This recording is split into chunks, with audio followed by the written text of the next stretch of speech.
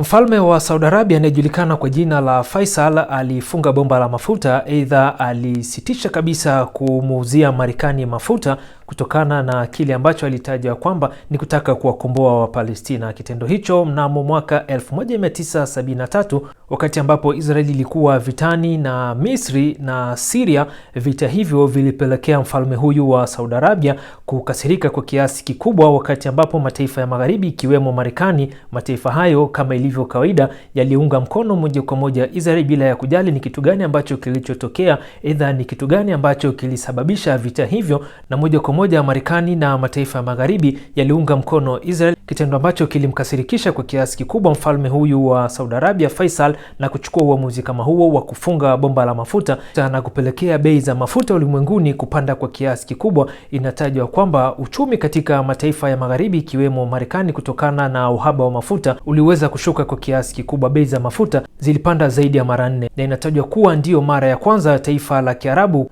kutumia mafuta kama silaha dhidi ya mataifa ya magharibi. Lakini mnamo mwaka 1975 wakati ambapo mpwa wake alikuwa akitokea nchini Marekani, aliporejea nchini Saudi Arabia aliweza kumfyatulia risasi mfalme Faisal na mfalme huyo kuweza kupoteza maisha. Tukio hili liliweza kuambatanishwa moja kwa moja na matukio haya na maamuzi ambayo yaliyochukuliwa na mfalme Faisal dhidi ya mataifa ya magharibi kwa lengo la kuwakomboa Wapalestina, na vile vile ilitajwa kwamba kulikuwepo na sababu nyingine ambazo ni binafsi kati ya mpwa huyu wa mfalme huyu wa Saudi Arabia na familia yake, ambayo hadi sasa sababu ambazo zilipelekea mpwa huyu kuweza kumfyatulia risasi mfalme huyo rasmi bado hazijafahamika, na ilitangazwa kuwa aliyemfyatulia risasi mfalme Faisal alikuwa na matatizo ya akili.